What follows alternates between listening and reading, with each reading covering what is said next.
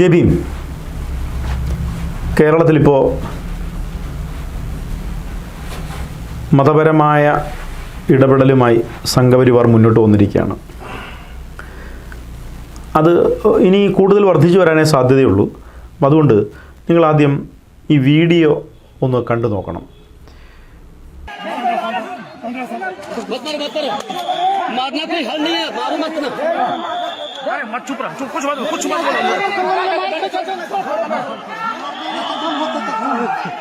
अरे उठा लो भाई, उठा लो जी, उठाओ उठाओ उठाओ, ये लो उठाओ, कौन उठाओ।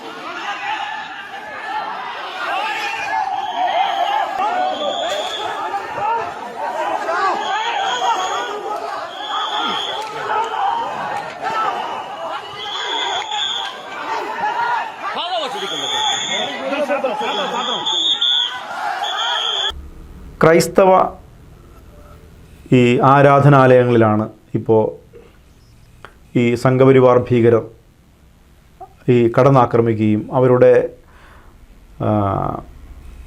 വൈദികന്മാരെയൊക്കെ ആക്രമിക്കുകയും വിശ്വാസികളായി വരുന്ന ആളുകളെയൊക്കെ ആക്രമിക്കുകയും ചെയ്യുന്നത്. നമുക്കറിയാം, നമ്മൾ ഈ അടുത്ത ദിവസം സാമൂഹ്യ മാധ്യമങ്ങളിൽ കണ്ടതാണ്. ഒരു മതഭീകരൻ, അദ്ദേഹം നിർബന്ധപൂർവം ജയ് ശ്രീറാം വിളിപ്പിക്കുന്നു. ഒരു ക്രൈസ്തവ വൈദികനെ കൊണ്ട് നിർബന്ധപൂർവം ജയ് ശ്രീറാം വിളിപ്പിക്കുന്നത്.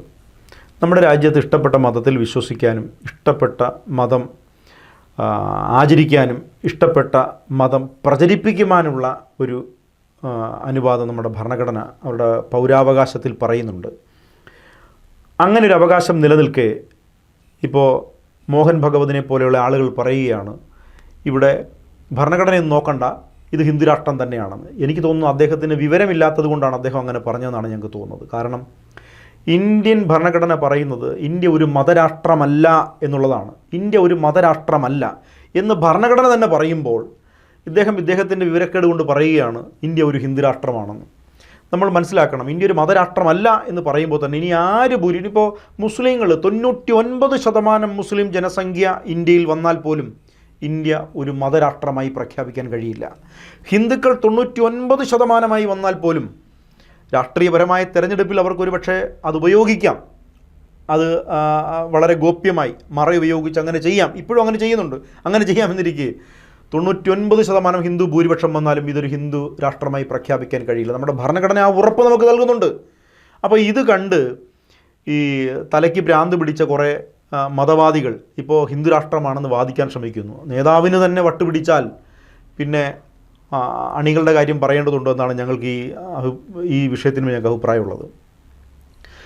പിന്നെ ഇവർ ഈ ആരാധനാലയങ്ങൾ ഒക്കെ ആക്രമിക്കുന്നതായി നമ്മൾ നിരവധി വന്നുകൊണ്ടിരിക്കുകയാണ്. വളരെ ഭീകരാന്തരീക്ഷമാണ് ഇപ്പോൾ സൃഷ്ടിച്ചുകൊണ്ടിരിക്കുന്നത്. ഇത്തരം ഇടപെടൽ നടത്തുന്ന ആളുകൾ ക്രിസ്ത്യാനികളെ ഇഷ്ടമല്ല എങ്കിൽ ഈ ഇന്ത്യയിലെ ഹിന്ദുക്കൾ ക്രിസ്ത്യൻ രാഷ്ട്രങ്ങളിൽ, സമ്പന്നരായ ക്രിസ്ത്യൻ രാഷ്ട്രങ്ങളിലേക്ക് നിങ്ങൾ ജോലി തേടി പോകരുത്. നിങ്ങൾ വിദ്യാഭ്യാസം ചെയ്യാൻ അവിടേക്ക് പോകരുത്. ആധുനിക ടെക്നോളജി വളരുന്ന വിദ്യാഭ്യാസ സമ്പ്രദായങ്ങളെല്ലാം ഉള്ളത് സമ്പന്നമായ ക്രൈസ്തവ രാഷ്ട്രങ്ങളിലാണ്. നിങ്ങൾ എന്തിനാണ് ഇവിടെ തെണ്ടിത്തിരിഞ്ഞ് അങ്ങോട്ട് പോകേണ്ട കാര്യം എന്താണ്? നിങ്ങൾ ഇവിടെ നിന്നാൽ പോരെ. ഈ ലോകത്തിനെ ആധുനികവൽക്കരിക്കുന്നതിൽ ഈ ക്രിസ്ത്യാനികൾ വഹിച്ച ഒരു പങ്ക് അത് മനുഷ്യർ എന്ന നിലയിലാണ് നമ്മൾ കാണേണ്ടത്. ക്രിസ്ത്യൻ രാഷ്ട്രങ്ങളായതുകൊണ്ട് ഞങ്ങൾ ക്രിസ്ത്യാനികൾ അങ്ങ് പറയുന്നതുള്ളൂ. അല്ല, ഞങ്ങൾക്ക് ക്രിസ്ത്യാനിയോട് പ്രത്യേകിച്ചൊരു പ്രേമമൊന്നുമില്ല. ഞങ്ങൾ ക്രിസ്ത്യാനിയോട് അങ്ങനെ ഇന്ത്യയിലെ ഒരു മതത്തിനോട് ഞങ്ങൾ പ്രത്യേകിച്ചൊരു പ്രേമമൊന്നുമില്ല. എങ്കിൽ തന്നെയും പറയുന്നത് ക്രൈസ്തവ രാഷ്ട്രങ്ങളിലാണ് ഏറ്റവും കൂടുതൽ ആധുനികത. ഇപ്പോൾ ഇതൊക്കെ പ്രചരിപ്പിക്കാൻ വേണ്ടി ഈ ഹൈന്ദവ ഭീകരർ നടത്തുന്ന ഈ ആക്രമണത്തെ പ്രചരിപ്പിക്കാൻ വേണ്ടി നിങ്ങൾ ഉപയോഗിക്കുന്ന ഫോൺ, ലാപ്ടോപ്പ്, കമ്പ്യൂട്ടറുകൾ നിങ്ങൾ കണ്ടുപിടിച്ചാണോ? നിങ്ങളതൊക്കെ ഉപേക്ഷിക്കണം. ക്രൈസ്തവരുടെ അല്ലേ, അതൊക്കെ ഉപേക്ഷിക്കണം. നിങ്ങൾ എന്തിനാണ് അതൊക്കെ കൊണ്ടു നടക്കുന്നത്? അതൊന്നും ഉപയോഗിക്കരുത്. ഇനി നിങ്ങൾ വിദ്യാഭ്യാസത്തിനും ജോലിക്കുമായി ഉദ്യോഗത്തിനുമായി ധനസമ്പാദനത്തിന് വേണ്ടി വിദേശ രാഷ്ട്രങ്ങളിലേക്ക് പോകുമ്പോൾ നിങ്ങൾ ഉപയോഗിക്കുന്ന വിമാനം ആര് കണ്ടുപിടിച്ചതാണത്? ആരാണ് കണ്ടുപിടിച്ചത്? ഇന്ത്യക്കാരൻ കണ്ടുപിടിച്ചതാണോ? ഹിന്ദു കണ്ടുപിടിച്ചതാണോ?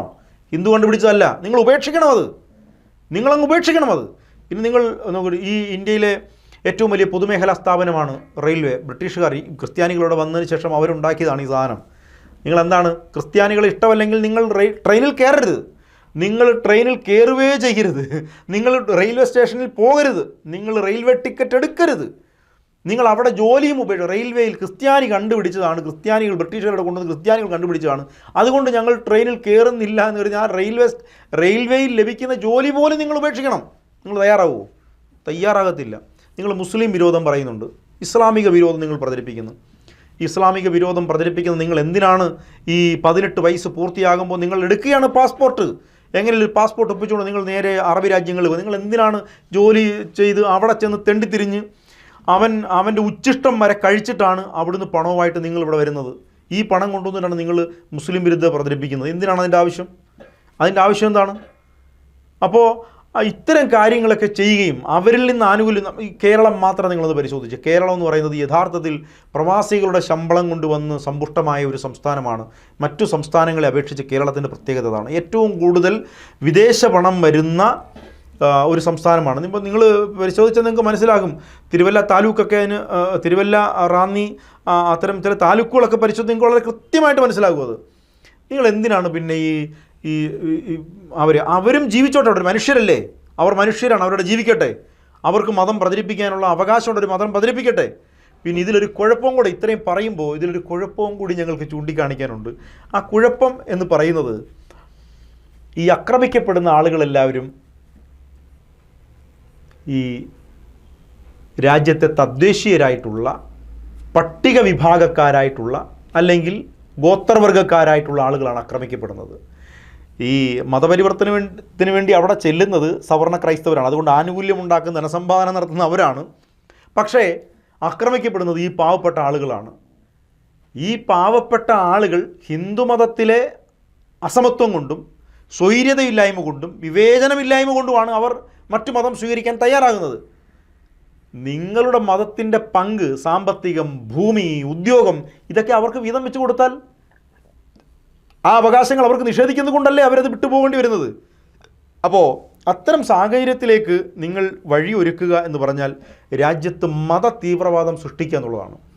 ഈ രാജ്യത്ത് കഴിഞ്ഞ 12 വർഷം കൊണ്ട് ഇവിടെ ഭരിക്കുന്നത് നരേന്ദ്രമോദി സർക്കാരാണ്, BJP സർക്കാരാണ്, RSS ആണ്. ഈ RSS കൊണ്ട് ഇതുവരെ ഉണ്ടായ നേട്ടം രേഖാമൂലം നമ്മൾ പരിശോധിച്ചാൽ നമുക്ക് മനസ്സിലാകും.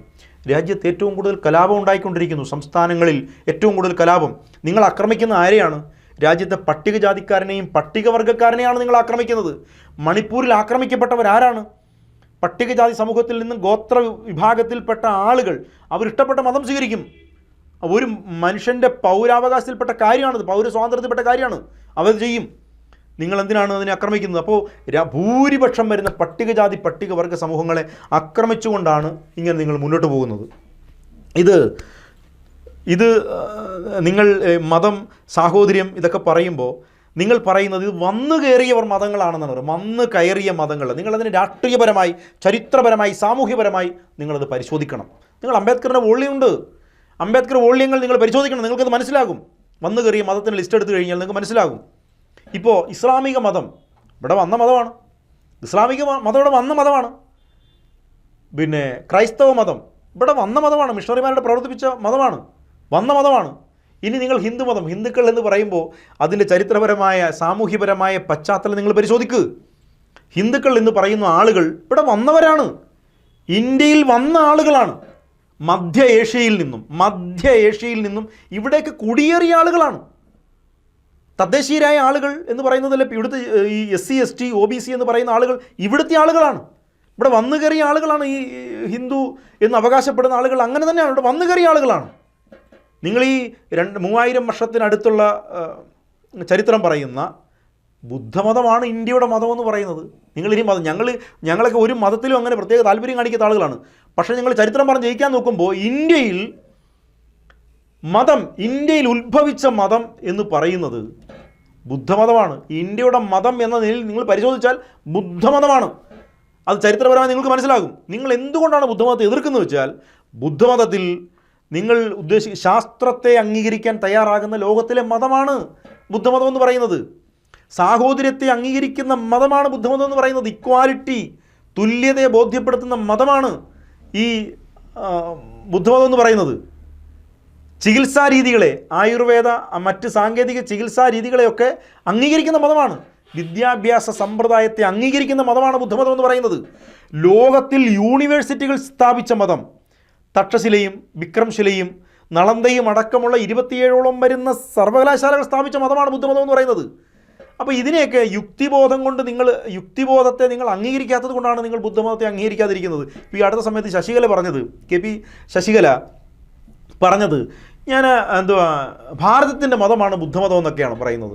ബുദ്ധമതം ഇവിടുത്തെ മതമാണ്, അവർക്ക് അതുകൊണ്ടാണ് ഈ രാജ്യത്തിന് പുറത്ത് ഈ നരേന്ദ്രമോദി ചെല്ലുമ്പോൾ അദ്ദേഹം പറഞ്ഞത് ഞാൻ ബുദ്ധൻ്റെ നാട്ടിൽ നിന്ന് വരുന്നതാണ് പറയുന്നത്, ഞാൻ രാമൻ്റെ നാട്ടിൽ നിന്ന് വരുമെന്ന് പറയാറില്ല. കാരണം അദ്ദേഹത്തിന് അറിയാം അതൊരു കാർട്ടൂൺ കഥാപാത്രമാണെന്ന്. ഞാൻ ബുദ്ധൻ്റെ നാട്ടിൽ നിന്നൊരു ചരിത്ര പുരുഷനാണ് ബുദ്ധൻ എന്ന് പറയുന്നത്. ബുദ്ധൻ്റെ നാട്ടിൽ നിന്ന് വന്നു എന്നേ അദ്ദേഹം പറയുള്ളൂ. നമ്മൾ നാളെ വിദേശത്ത് പോയാൽ ബുദ്ധൻ്റെ നാട്ടിൽ നിന്ന് പറഞ്ഞ ലോകത്തിലറിയാം. ലോകത്തിലെ 27 രാജ്യങ്ങളത് കൃത്യമായി പ്രാക്ടീസ് ചെയ്യുന്നുണ്ട്. അപ്പോൾ അങ്ങനെ ഇരിക്കെ ഈ വലിയ വന്ന മതത്തിനെല്ലാം തല്ലി ഓടിക്കുക, ഈ ക്രിസ്ത്യാനികളെ തല്ലി ഓടിക്കുക, മുസ്ലിങ്ങളെ തല്ലി ഓടിക്കുക എന്നൊക്കെ പറയാം. അങ്ങനെയാണെന്നുണ്ടെങ്കിൽ ഈ പറയുന്ന ന്യൂനപക്ഷമാണ് ഹിന്ദുക്കൾ എന്ന് പറയുന്നത്. ശരിക്കും സവർണത വെച്ച് നോക്കിയാൽ ന്യൂനപക്ഷമാണ്. അതും വന്നവർ തന്നെയാണ്, മധ്യേഷ്യയിൽ നിന്ന് വന്നവരാണ്. അത് നിങ്ങൾ മനസ്സിലാക്കാൻ ഏറ്റവും ഒരു ഉദാഹരണം പറയാം. ഈ അതിഥി ദേവോ ഭവ നിങ്ങൾ കേട്ട് കാണും. അതിഥി ദേവോ ഭവ എന്തിനാണത്? സംസ്കൃത ഭാഷയിലൂടെ ഹിന്ദുക്കൾ നമ്മളെ അടിച്ചേൽപ്പിക്കപ്പെട്ട ഒന്നാണത്. അതിഥി ദേവോ ഭവ. നമ്മൾ വിചാരിക്കുന്നത് മറ്റു രാഷ്ട്രങ്ങളിൽ നമ്മുടെ രാഷ്ട്രം സന്ദർശിക്കാൻ വരുന്ന ആളുകളെ നമ്മളവരെ സ്വീകരിക്കണം, അവരെ മാനിക്കണം, അവർക്ക് സ്വീകാര്യത കൊടുക്കണം എന്നുള്ള അർത്ഥത്തിലാണ് നമ്മൾ കാണുന്നത്. നമ്മുടെ വീട്ടിലേക്ക് ഒരു വിരുന്നുകാരി വന്നാൽ ആ വിരുന്നുകാരെ നമ്മൾ സ്വീകരിക്കുന്നു, അവർക്ക് ബഹുമാനം കൊടുക്കുന്നു, അവർക്ക് ആദരവ് കൊടുക്കുന്നു.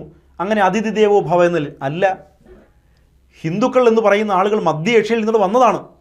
അപ്പോൾ അവർക്ക് ബഹുമാനം കൊടുക്കുവാൻ ഈ സംസ്കൃത ഭാഷയിലൂടെ, ലിപിയില്ലാതിരുന്ന സംസ്കൃത ഭാഷയിലൂടെ അവർ പ്രചരിപ്പിച്ചതാണ് അതിഥി ദേവോ ഭവ. അതിനർത്ഥം എന്താണ്? അവർ അതിഥികളാണ്. ഹിന്ദുമതത്തിലെ സവർണ വിഭാഗങ്ങൾ എന്ന് പറയുന്നത് ഹിന്ദുമതത്തിലെ അതിഥികളാണ്. അത് നമ്മളെ അടിച്ചേൽപ്പിച്ചതാണ് അതിഥി ദേവോ ഭവ എന്ന് പറഞ്ഞു കഴിഞ്ഞാൽ. കാരണം അവർ അതിഥികളാണെന്നുള്ള ബോധ്യം അവർക്കുള്ളത് കൊണ്ടാണ് ഈ ബുദ്ധ സാംസ്കാരികതയിൽ പോകേണ്ട ഈ രാജ്യത്ത് മറ്റ് ചില മതങ്ങൾ ഈ രാജ്യത്തേക്ക് വന്നു ചേർന്നിട്ടുണ്ട്. അവരെല്ലാവരും എന്താ? അതിഥികളെ പൂജിക്കണം, അതിഥികളെ ബഹുമാനിക്കണം, ആദരിക്കണം എന്ന് പറയുന്ന ഒരു സന്ദേശം. അതുകൊണ്ടാണ് ഇന്നും രാജ്യത്ത് 1% മാത്രം ജനസംഖ്യയുള്ള ബ്രാഹ്മണരെ നമ്മൾ എന്തുകൊണ്ടാണ് നമ്മൾ ആദരിക്കുന്നത്? അതിഥി ദേവോ ഭവയാണ്. അതിഥി ദേവോ ഭവയാണ്. അന്ധവിശ്വാസങ്ങളും അനാചാരങ്ങളും മൂഢസ്വർഗങ്ങളും മാത്രം ഇന്ത്യയിൽ സൃഷ്ടിച്ചു വെച്ചിരിക്കുന്ന ബ്രാഹ്മണ മതമാണ് ഈ ഹിന്ദുമതം എന്ന് പറയുന്ന. ആ ഹിന്ദുമതത്തിൽ നമ്മുടെ തലയാണ് നമ്മുടെ സോഫ്റ്റ്വെയർ എന്ന് പറയുന്നത്. കമ്പ്യൂട്ടറിൻ്റെ സോഫ്റ്റ്വെയർ എന്ന് പറയുന്നത് നമ്മുടെ തലയാണ്. നമ്മുടെ തലയിലേക്ക് അടിച്ചേൽപ്പിച്ചിരിക്കുകയാണ് അതിഥി ദേവോ ഭവ എന്ന് വെച്ച് കഴിഞ്ഞാൽ നമ്മളെ ഇവനെ ആദരിക്കണം. എന്നിട്ട് ഇവർ പറയുന്നതാണ് ഇന്ത്യയുടെ സംസ്കാരം തന്നെ അതിഥികളെ സ്വീകരിക്കലും ആദരിക്കലും ബഹുമാനിക്കലുമാണെന്നാണ് അവർ പറയുന്നത്. അതാണ് അതിഥി ദേവോ ഭവ. അതിനർത്ഥം എന്താ? ഇവരും വന്നവർ തന്നെയാണ്. അതുകൊണ്ട് മുസ്ലിങ്ങളും വന്നവരാണ്, അതുകൊണ്ട് ഇവിടെ ക്രിസ്ത്യാനികളും വന്നവരാണ്, അതുകൊണ്ട് ഹിന്ദുക്കളും ഇവിടെ വന്നവർ തന്നെയാണ്. അതുകൊണ്ടാണ് സംസ്കൃതത്തിൽ ഈ ശ്ലോകം തന്നെ ഉണ്ടായതെന്ന് നിങ്ങളെ ബോധ്യപ്പെടുത്തുന്നത്. ഇന്ത്യയുടെ മതം എന്ന് ഇത് ചോദിച്ചു കഴിഞ്ഞാൽ അത് ബുദ്ധമതമാണ്.